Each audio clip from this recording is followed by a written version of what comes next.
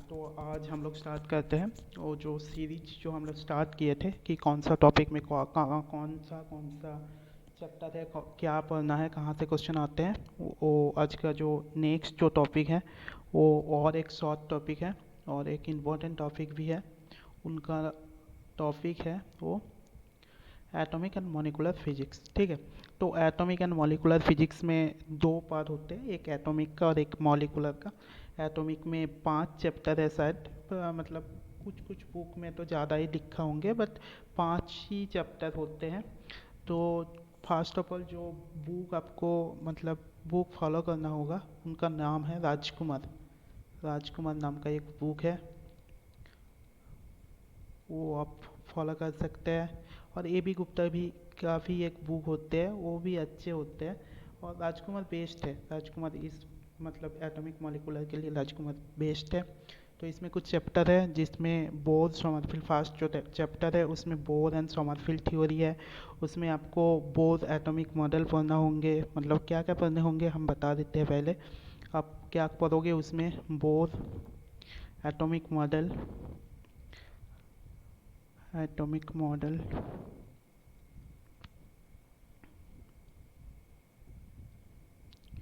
और उनके बाद आपको वहाँ से हाइड्रोजन एटम का रेडियस निकालना होंगे, मतलब रेडियस का एक्सप्रेशन, एनर्जी का एक्सप्रेशन, वेलोसिटी का एक्सप्रेशन, फ्रीक्वेंसी का एक्सप्रेशन और टाइम पीरियड का एक्सप्रेशन, ये सब कुछ एक्सप्रेशन है वो आपको निकालना होगा वहाँ से। और कुछ वेरियस सीरीज है जैसे लाइमान सीरीज है, पर्स्चन सीरीज है, ब्रैकेट सीरीज है, फोन सीरीज है। उनका मतलब कौन से स्टेट में जाम करने से कौन सा सीरीज आते हैं वो आपको जानना होगा। उनके बाद जो है एक सोमरफेल्ड थ्योरी है, उससे बारे में जानना होगा, मतलब उससे बारे में पढ़ना होगा आपको, सोमरफेल्ड थ्योरी। तो यहाँ से यही है बस, ये सब ये कुछ है और ज़्यादा कुछ नहीं है।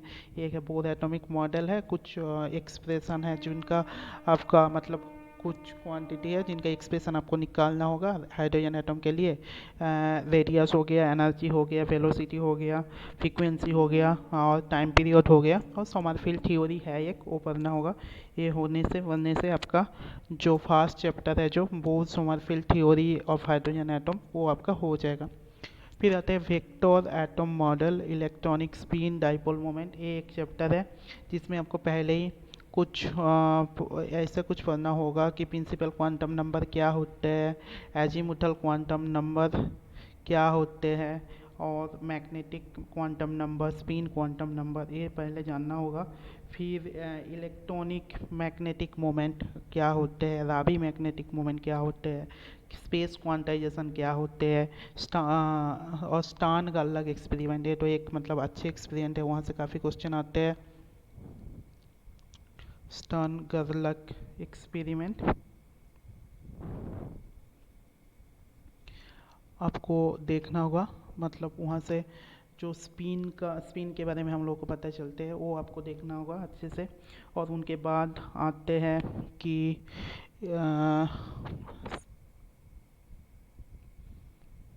अच्छा, उनके बाद आते हैं आपका जे के बारे में जानना होगा, मतलब एंगुलर मोमेंटम, और स्पिन के बारे में जानना होगा।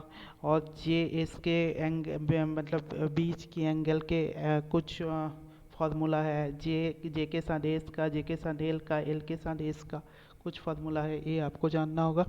और उनके बाद आते हैं मतलब ये करने से हो जाएगा सेकेंड चैप्टर, ये कवर हो जाएगा आपका। और स्पेक्ट्रोस्कोपी और कापलिंग, वो जो थर्ड चैप्टर है स्पेक्ट्रोस्कोपी एंड कापलिंग, उसमें तो मतलब कापलिंग मतलब आपको तो एल एस कापलिंग देखना होगा, जे कापलिंग देखना होगा। और एक टर्म इम्पोर्टेंट टर्म है लैंजी फैक्टर जी, इनके फार्मूला आपको याद रखना होगा, या कैलकुलेशन तो नहीं आते, याद आते हैं, मतलब इस फार्मूला से आपको कुछ मैथमेटिक्स निकालने होते हैं कि जी का वैल्यू भी निकालने देते हैं। तो ये यहाँ से करना होगा। तो कुछ सिलेक्शन रूल है इसमें, एल एस कपलिंग में, एल एस के कपलिंग में, जे कपलिंग में कुछ सिलेक्शन रूल है, वो भी आपको देखना होगा इस चैप्टर में, स्पेक्ट्रोस्कोपी एंड कपलिंग में। और जो एक चैप्टर है वो एक इम्पोर्टेंट चैप्टर है, वो है हाइपरफाइन स्ट्रक्चर और Zeeman effect precision effect, star effect. इसमें आपको ये देखना होगा कि जीमान इफेक्ट, पहले तो आपको जीमान इफेक्ट पढ़ना होगा। जीमान इफेक्ट के दो जो जीमान इफेक्ट हैं, एक है normal Zeeman effect, anomalous Zeeman effect. किसके लिए कैसा होता है, मतलब उसमें स्पिन कैसा है, ऐसे एनामोलस जीमान इफेक्ट, इसके बारे में जानना होता। फिर जानना होगा आपको प्रेसिशन इफेक्ट क्या होते हैं, किस लिए प्रेसिशन इफेक्ट होते हैं, मतलब मैग्नेटिक फील्ड अब क्या होंगे, मतलब कैसे होते हैं, इसके किस लिए प्रेसिशन इफेक्ट होते हैं, स्टार इफेक्ट कैसे होते हैं, क्यों होते हैं, और हाइपरफाइन स्ट्रक्चर, ये एक इम्पॉर्टेंट चीज़ है यहाँ पर, मतलब इस चैप्टर का। हाइपरफाइन स्ट्रक्चर के बारे में आप लोगों को पता चल, मतलब आपको पढ़ना होगा इस चैप्टर में। न्यूक्लियर स्पिन क्या होते हैं, एफ, इनके बारे में आपको पता मतलब चलेगा इस चैप्टर में। ये भी एक इम्पॉर्टेंट चैप्टर है। और एक होते हैं एक्सरे स्पेक्ट्रोस्कोपी और एक्सरे स्पेक्ट्रम। तो एक्सरे स्पेक्ट्रम में ये आपको पढ़ना होगा कि कितने टाइप ऑफ एक्सरे है, एक्सरे क्या है, एक्सरे का प्रोड्यूसन, मतलब production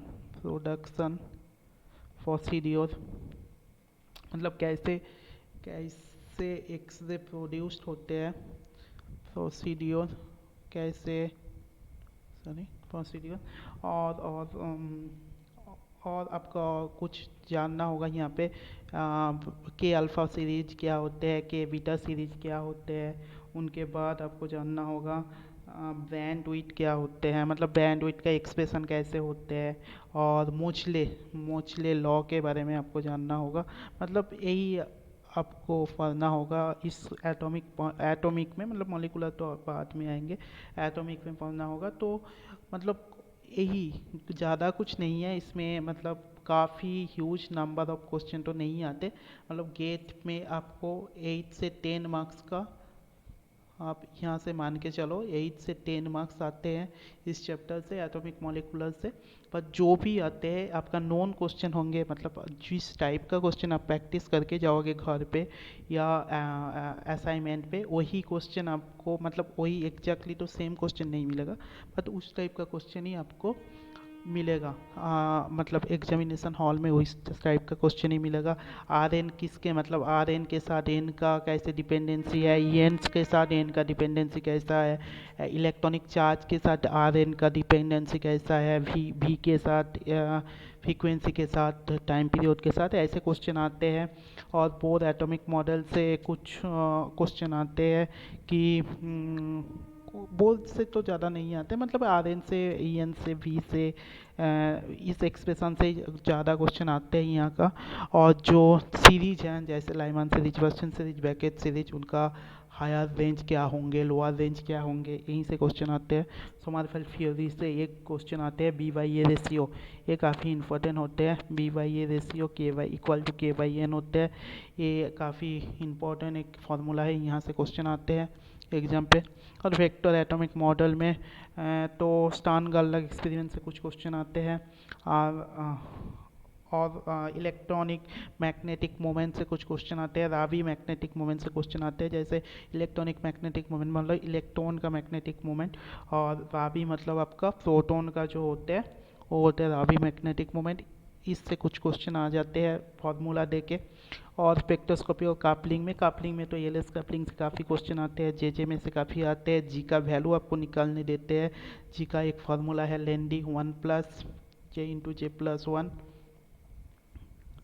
plus S into S plus 1 minus L into L plus 1 by 2 into J plus 1, sorry student,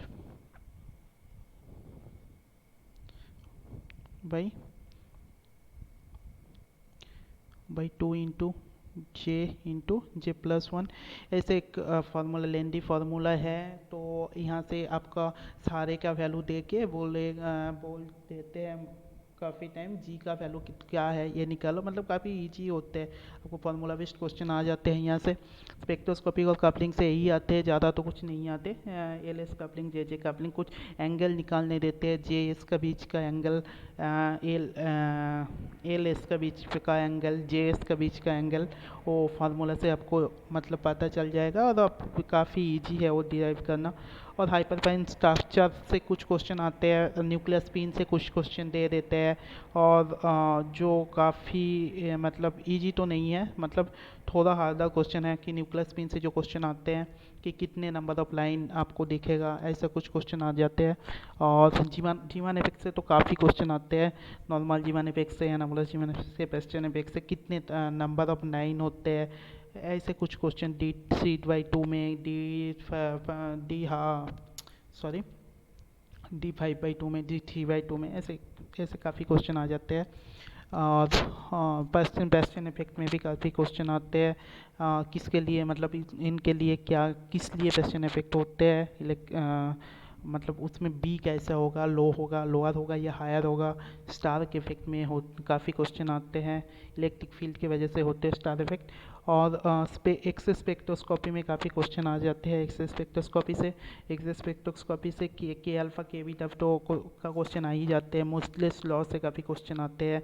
और मतलब के पॉसिडियो से तो ज़्यादा नहीं आते आपका। एक हाँ कुछ ऐसा वेवलेंथ निकालने देते हैं, E = hc/λ से, मतलब E = होते हैं, ऐसे कुछ न्यूमेरिकल देते हैं एग्जाम पे।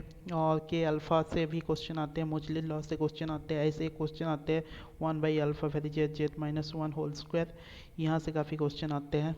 और यही से क्वेश्चन आते हैं, मतलब आपको वेल नोन क्वेश्चन आएगा जो आप किया हुआ हो पहले, जो असाइनमेंट में या प्रीवियस ईयर में, वही वही का क्वेश्चन आते हैं, कुछ नया क्वेश्चन नहीं आते। फिर आते हैं मॉलिकुलर में, तो मतलब आपको तीनों स्पेक्ट्रा पढ़ना होता है कि rotational spectra, pure rotational spectra, vibrational spectra और नॉर्मल स्पेक्ट्रा। ये इसमें इनका एनर्जी, इसमें सारे मोस्ट ऑफ द सेम ही होते हैं, मोस्ट ऑफ द सेम मतलब सारे एक जैसा ही पढ़ना होते हैं आपको कि इनका एनर्जी क्या है, इनका एक्सप्रेशन, एनर्जी एक्सप्रेशन क्या है, एनर्जी किस वेवलेंथ के लिए सूटेबल है। और हम आपका ये पूछ लेते हैं कि डायटोमिक के लिए होगा या सिंगल एटॉमिक के लिए होगा, ऐसा कुछ देते हैं। और एनर्जी एक्सप्रेशन देते हैं, रोटेशनल स्पेक्ट्रा का कुछ दे देते हैं, और एसिमेट्रिक केस में क्या होगा, और इसका आइसोटोपिक इफेक्ट क्या होगा रोटेशनल स्पेक्ट्रा में, मतलब ये सारे सेम ही हो जाते हैं। और रामन स्पेक्ट्रा में कुछ देते हैं कि Stokes line, anti Stokes line, उनके बीच में, मतलब ये आपको पढ़ना होगा, Stokes line, anti Stokes line, उनका बीच में डिफरेंस क्या है आईआर सीरीज से, और रामन स्पेक्ट्रा के क्या डिफरेंस है, ऐसा कुछ एमएनआर में और रामन स्पेक्ट्रा में क्या डिफरेंस है, ऐसा कुछ देते हैं। और ये तो मतलब यही आते हैं, ज़्यादा क्वेश्चन नहीं आते। ये इसमें ये क्वेश्चन काफ़ी ज़्यादा आते हैं, स्टोक्स एंटी स्टोक्स लाइन का बीच का डिस्टेंस क्या है, और थर्ड जैसे कि दे दिया आपको, मान लो थर्ड एंटी स्टोक्स या सेकेंड एंटी स्टोक्स के बीच में डिफरेंस क्या है, first anti Stokes, second anti Stokes में, ऐसा कुछ क्वेश्चन देते हैं। और लेज़र में कुछ क्वेश्चन ऐसा कुछ आते हैं कि स्पॉन्टेनियस जो एमिशन होते हैं, स्पॉन्टेनियस एमिशन, स्टिमुलेटेड एमिशन, ऐसे जो 3 एमिशन होते हैं उसमें से क्वेश्चन कुछ आते हैं, मतलब ये आपको देखना होगा। और आइंस्टाइन कोएफिशिएंट पंपिंग, ये सब है, इससे ज़्यादा क्वेश्चन नहीं आते, 1-2 ही क्वेश्चन आते हैं, मतलब 1-2 तो मतलब जितने साल गेट हुआ है इससे 1 या 2 क्वेश्चन आए हैं, ज़्यादा नहीं आए हैं। तो इसमें से तो कुछ क्वेश्चन आते हैं, मतलब वेल नोन क्वेश्चन आते हैं यहाँ से, रोटेशनल स्पेक्ट्रा के बारे में, वो कांस्टेंट जो कुछ है बी का वैल्यू निकालना, आइसोटोपिक इफेक्ट का देना, उनके साथ कैसा, मतलब ई के साथ कैसा इफेक्ट है, बी के साथ कैसा इफेक्ट है, कैसे प्रोपोर्शनल है, ये देते हैं क्वेश्चन। ठीक है, चलो वही।